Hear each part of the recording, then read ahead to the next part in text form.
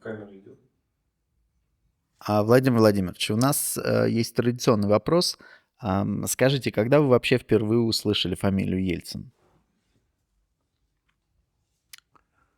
Я впервые услышал фамилию Бориса Николаевича Ельцина довольно-таки давно, когда он еще был в Свердловске. Просто у меня был приятель, который жил в этом городе и который имел с ним дело.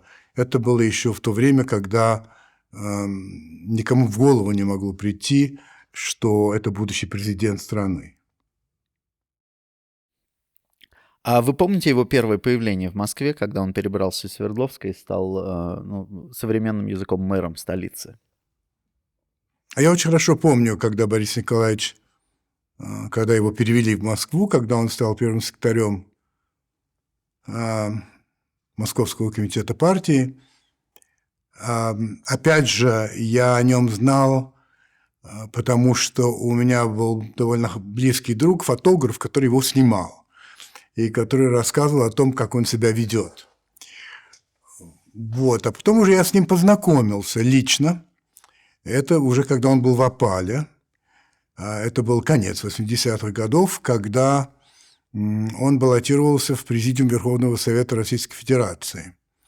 И мне было предложено взять у него интервью. Туда баллотировались еще Николай Иванович Рыжков, тогдашний премьер-министр, скажем так, и директор завода ЗИЛ, фамилию которого я не помню. И вот у каждого брали получасовое интервью для дальнейшего показа по Гостелерадио, тогда еще это было. Конечно, это была запись, и я очень хорошо помню, я приехал на Калининский проспект, тогда это называлось, в Госстрой, где работал Борис Николаевич. Он вышел мне навстречу, должен сказать, что я очень хорошо запомнил, как он выглядел. Потому что выглядел он великолепно, совершенно. Темно-синий костюм, сидел на нем, будто просто он влитой, ослепительно белая рубашка, яркие голубые глаза, розовые щеки, такие серебристые волосы, ну просто замечательный образ, хорошее рукопожатие. И я ему сказал: Борис Николаевич, давайте только сделаем так, чтобы вы отвечали на вопросы коротко. У нас всего полчаса. И надо отдать ему должное, он отвечал на вопросы коротко. Более того, очень меня впечатлил тем, как он отвечал. Могу привести один пример. Я его спросил: скажите, пожалуйста, Борис Николаевич, вы демократ? На что он ответил: нет, конечно. Вы знаете, в какой стране я родился и вырос? Вы знаете, в какой партии я был в течение всей жизни моей? Как я могу быть демократом? Вот если я буду общаться с демократами, возможно, я научусь у них чему-то. И меня поразила, во-первых, прямота этого ответа, и, во-вторых, конечно, явный ум. И вот так он отвечал на все вопросы, кроме одного единственного. Я его спрашивал об одной организации, сильно националистической, и как он к ней относится. И вот тут-то он, в общем, ушел под корягу. Он не хотел отвечать. И я и так пытался, и эдак, я понял, что бесполезно, что он не даст определенного ответа. И только после интервью он меня так похлопал по плечу и сказал: Владимир Владимирович, я все понял, но все-таки предстоят выборы. То есть тут в нем политик заговорил. Он понимал, что есть определенная группа людей, которые ему нужны для того, чтобы победить. Самое интересное было потом. Значит, интервью было запрещено. Его не показали. Уж слишком он был хорош, это я понимаю. И буквально на следующий день, после непоказа интервью, раздался телефонный звонок у меня дома, я взял трубку. Владимир Владимирович, да, Ельцин говорит. Здравствуйте, Борис Николаевич. Я хочу вам сказать, что наше с вами интервью выкрали и показали в Свердловске и в Ленинграде. Я говорю: да, я не в курсе. У вас не будет неприятностей? Я говорю: да нет, не я же выкрал.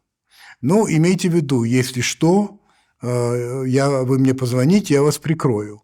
И должен сказать, что меня это вообще приятно удивило, потому что обычно люди этого уровня быстро забывают, с кем они имели дело, и не чувствуют никаких обязательств. Вот таким образом я с ним познакомился лично. До этого я слышал много о нем. Он же ведь все-таки у всех был на устах, особенно после Октябрьского пленума 1987 года, его знаменитого выступления, его речи, так сказать, там. Поэтому, конечно, знал о нем. Но лично вот познакомился таким образом. А что вы помните про эту речь на пленуме? Речь Ельцина на Октябрьском пленуме ЦК КПСС 1987 года вещь таинственная, потому что я помню две версии, что ли, этой речи. Одна, которая ходила, можно сказать, в самиздате, еще тогда самиздат существовал, как это ни странно, а другая официальная. Причем они отличались довольно сильно друг от друга.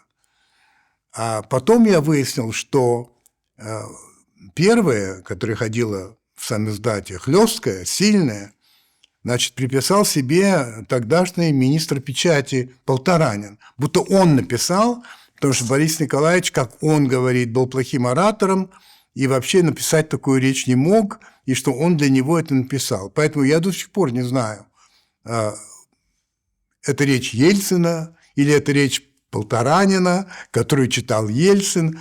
Но, во всяком случае, тогда, когда я читал эту речь, именно в версии самиздата, она произвела невероятно сильное впечатление, и надо сказать, что она выражала, конечно же, чаяние подавляющего большинства, по крайней мере, моих знакомых. А то, знаете, принято говорить, что так весь народ думал. Я не знаю, как весь народ думал, я его не опрашивал. Но в моем кругу, безусловно, все поддерживали вот те мысли и ту критику, которые высказаны в этой речи. А как вы считаете, народ отнесся к этому событию? И вообще народ знал об этом? Был какой-то резонанс у этой речи? Знал ли народ об этой речи Бориса Николаевича Ельцина, о речи на пленуме в 1987 году? Я думаю, знал. Сарафанное радио существует, и оно работает необыкновенно быстро. Может быть, не очень точно порой, но очень быстро. Даже трудно передать, с какой скоростью эта речь стала достоянием масс. Не в подробностях, но в принципе, что вот была такая речь, что вот Борис Николаевич сказал то-то и то-то. Как это происходило, это для меня остается тайной, но происходило. А как вообще люди, и в частности москвичи, относились в тот период к Ельцину? Как его воспринимали в народе? На мой взгляд, отношение к Ельцину менялось, причем в сторону позитивную. Был Горбачев, человек, который открыл эру перестройки и гласности. И я могу вам сказать, что москвичи, особенно, скажем, интеллектуальная часть, безусловно, поддерживали Горбачева и очень горячо. Но постепенно возникало такое ощущение, что Михаил Сергеевич очень много говорит, но очень мало делает, что он как-то забалтывает все. Потом уже возникли другие вопросы, когда стала кровь проливаться. И в Риге, и в Вильнюсе, и в Тбилиси, и в Баку особенно. Опять вроде ничего не происходит, непонятно. И вот здесь у многих возникли серьезные вопросы к Горбачеву. На этом фоне популярность Ельцина очень сильно росла. И, конечно, к 1987 году он был очень популярен. А к тому моменту, когда я у него брал интервью, он просто был абсолютно номер один, вне всяких сомнений. А многие Ельцина обвиняли в популизме из-за всех вот этих его троллейбусных поездок на камеру, заходов в универсамы. Вы считаете, это был популизм? Я считаю, что Борис Николаевич Ельцин был политическим животным. Это был человек в высокой степени одаренный политическим чутьем. Ведь, как-то вам сказать, он не кончал ни Гарварда, ни ничего подобного. Но вот он был наделен этим даром. А, конечно, он в чем-то был популистом. И любой успешный политик обязательно в чем-то популист. А как иначе? А как завоевать, так сказать, любовь или поддержку народа? Приходится. Но он делал это чрезвычайно умело. Чрезвычайно умело. И его манера вести себя, то, как он говорил, было, если угодно, популистским. В том смысле, что это была манера народная. И весь его облик такого русского богатыря, это тоже, вообще-то, в конце концов, он это использовал, он это выпячивал, и это тоже популизм. Ну и правильно, правильно, раз Бог ему дал вот этот габитус, как говорится, так надо быть идиотом, чтобы не пользоваться этим. Но он был не только популистом, вот это очень важно помнить. Популизм – это была одна из сторон его деятельности и только. Скажите, а как Ельцин с его, скажем так, бэкграундом из деревни, строитель, потом секретарь обкома, каким образом он смог найти общий язык с молодыми столичными экономистами, с Гайдаром, с Чубайсом, со всей этой командой так называемых младореформаторов? Как Ельцин почувствовал, что надо двигаться именно в этом, казалось бы, таком чужом для него рыночном демократическом направлении? Трудно объяснить, почему и как человек меняется. И, конечно, в этом смысле метаморфозы, что ли, Бориса Николаевича Ельцина поразительны.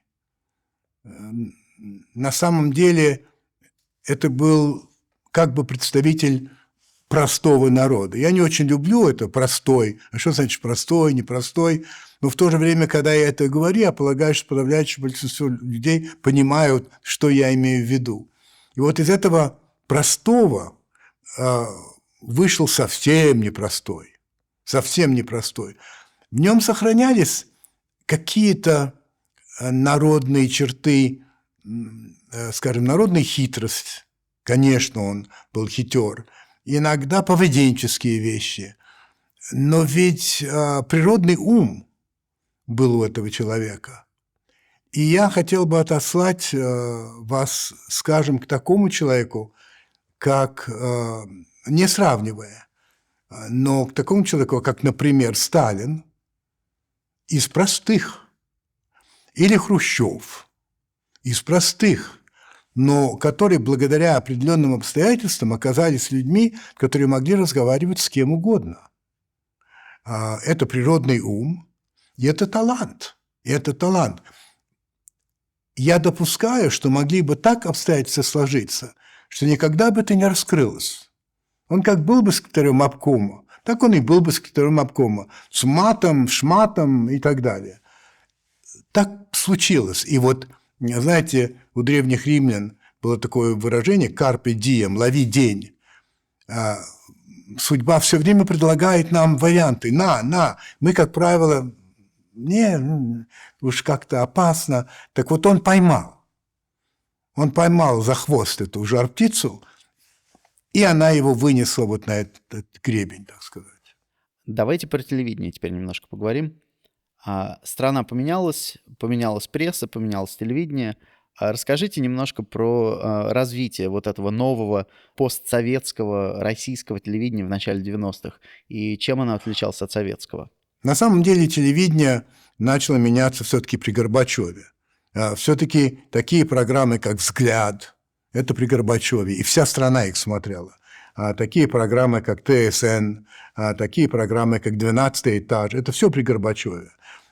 Поэтому при всем моем уважении к Борису Николаевичу все-таки началось-то это при гласности.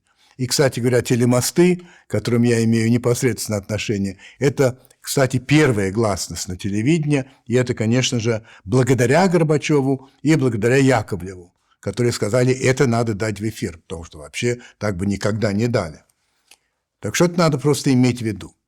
Я уехал из страны вскоре после путча. Мне предложили в Америке работать с Филом Донахью, моим партнером по телемостам. Я уже не работал на Гостелерадио. поскольку я ушел. Меня не то чтобы выгнали, расскажу очень коротко. К тому моменту, когда я ушел, это, считайте, 90-й год, я уже не был сторонником Горбачева. Я перестал понимать, что он делает. Тех людей я не понимал, как он может назначать вице-президентом Янаева. Почему там такие люди, как Крючков и так далее? Нет, это не то. И какой-то американский журналист, я уже забыл кто, брал у меня интервью и спросил, если бы завтра были выборы президентские, вы бы за кого голосовали? За Горбачева или за Ельцина? И я сказал, что я всегда был сторонником Горбачева, но перестал его понимать, и, конечно, я проголосовал за Ельцина. Это дошло до высоких сфер, и очень не понравилось. И мне было сказано заместителем председателя Гостелерадио СССР, что там считают, что мне нет места на телевидении. На что я сказал, что да, это правильно, нет, на этом телевидении мне нет места. Я написал соответствующее заявление, но не по собственному желанию, а просто объяснив, что я не желаю работать больше с господином Кравченко, который был председателем Гостелерадио. Я ушел. И тут вскоре получил вот это приглашение из Америки.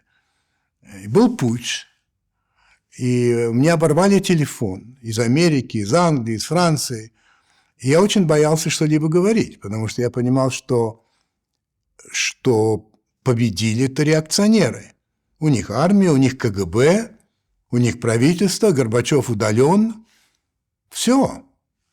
Я понимал, что если я выскажусь, я поеду не на Запад, а, вероятно, в другое направление. Но все-таки в какой-то момент, на следующий день, собственно, я понял, что я не могу молчать, что я просто не смогу, это звучит громко, но я не смогу себя уважать. И поэтому я сказал все, что я думал. К счастью, путчисты оказались абсолютно бездарными людьми, и тут появился Ельцин во всей своей красе. Вот. Но я уехал. И я работал в Америке до 1996 года. И поэтому, в общем, очень мало видел, что происходит на телевидении в России. Я приезжал потом, начиная с 1993 года, один раз в месяц, записывал 4 программы и уезжал. И они шли еженедельно. Я помню, что можно было говорить все, что хочешь. Что была абсолютная в этом смысле свобода. Никаких окриков, никаких, может, это не надо.